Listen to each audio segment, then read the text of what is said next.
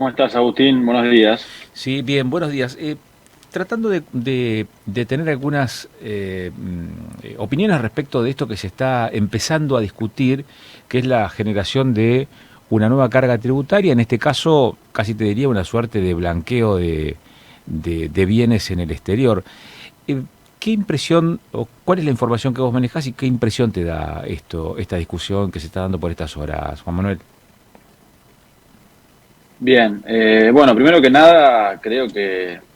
es más una amenaza y una manera de asustar y preocupar, digamos, al Perdón, electorado, ¿por qué amenaza y por qué preocupación en todo caso? A ver, ¿cómo es eso?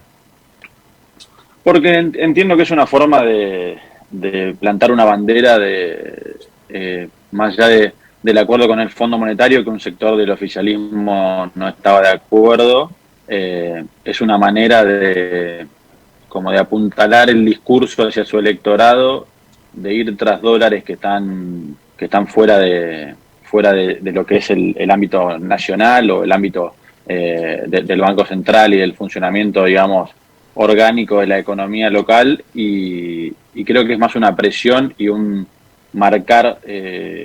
nuevamente una agenda o un rumbo, y posicionándose enfrente de un sector que quizás es el menos afín a este gobierno o al oficialismo actual, y es una forma de marcar la cancha, digamos, en cuanto a que lo que ya se hizo, como fue el impuesto a la riqueza y varias medidas de aumentos de impuestos y demás, que se puede seguir acrecentando en la situación en la que estamos. Y eso es un poco lo de la preocupación, de que creo que es más un tema político que algo que pueda llegar a tener o tomar relevancia o que se pueda llegar a probar, la verdad. Ajá. Ahora, cuando se habla a ver, de activos no declarados, eh, se puede hablar de presunciones, se puede hablar con cierto nivel de certeza. Eh, si no están declarados, ¿cómo se puede tributar sobre algo que no está declarado o cómo se puede hacer especulación sobre algo que no se tiene precisión respecto de ese tema, digamos, de la magnitud en todo caso y hacer una proyección acerca de las posibilidades de recaudación, como te decía recién, sobre algo que no está declarado, Juan? Sí, más que nada presunciones y obviamente después información cruzada de diversa índole, tanto a nivel local como con otros países, hay organismos. La realidad es que lo que plantea el proyecto ya existe, esa herramienta, está la FIP, está la UIF, hay diferentes organismos que tienen las herramientas y la metodología para poder ir o sea, ir detrás de bienes que no están declarados, de todo lo que tenga que ver con lavado de dinero, con evasión de impuestos, con lo cual por eso te decía, para mí es algo más político porque las herramientas ya existen, los límites en cuanto a otros países también existen, porque la realidad es que hay países con los cuales hay convenios, hay acuerdos bilaterales y demás, y otros países con los que quizás no tanto, o por lo pronto no tanto, con lo cual vos no te podés introducir en las decisiones o en la legalidad de otros países o de otros organismos internacionales.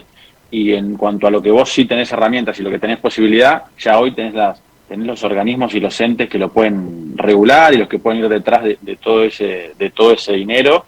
que es una presunción de cuánto puede ser y en qué lugares o en qué situaciones o instrumentos puede estar, con lo cual es más una presión y un llamado de atención de que vamos a ir más profundo en nuestra ideología y en cómo pensamos la economía, que en algo que se pueda llegar a trabajar desde el Congreso, incluso desde una Cámara que es la que no tiene, según el artículo 52, todo lo que tiene que ver con contribuciones y impuestos entra por diputados, y esto es un proyecto de los senadores. Hay varios temas con los cuales no le veo no veo que tenga lógica, creo que es inoportuno también, y no creo que pueda avanzar. Me preocuparía que algo de esta índole avance, y sobre todo que se instale también en la agenda actual de Claro. Argentina. Eso la verdad Claro. que sí es preocupante. Recién hacías esta articulación necesaria con otros países y con otros organismos internacionales, pero claro, estamos hablando de activos que están en el exterior. ¿Qué diferencia habría, por ejemplo, sobre una forma de blanquear esos fondos y hacerlos tributar y los dólares o la moneda extranjera que pueda estar debajo del colchón, pero por fronteras adentro del país. Bien. Bueno, en cuanto al concepto que tanto se habla y que lo menciona el proyecto de fuga, la realidad es que si vos también tenés dólares en el banco, comprás los $200 famosos a los que podemos acceder o que puede acceder el ahorrista clase media argentina desde las últimas medidas que se han tomado en los últimos meses, y los sacás del banco y los pones en una media, esos dólares también pasan a componer, digamos, este espacio en el cual los dólares están fuera del sistema, de alguna manera. Con Claro. lo cual ahí también se mezcla un poco el fugadores con el simple ciudadano que confía más en la seguridad de su hogar o donde sea que guarda los dólares que en el sistema bancario y el sistema económico nuestro, con lo cual ahí ya tenemos un tema difícil de diferenciar los motivos y diferenciar realmente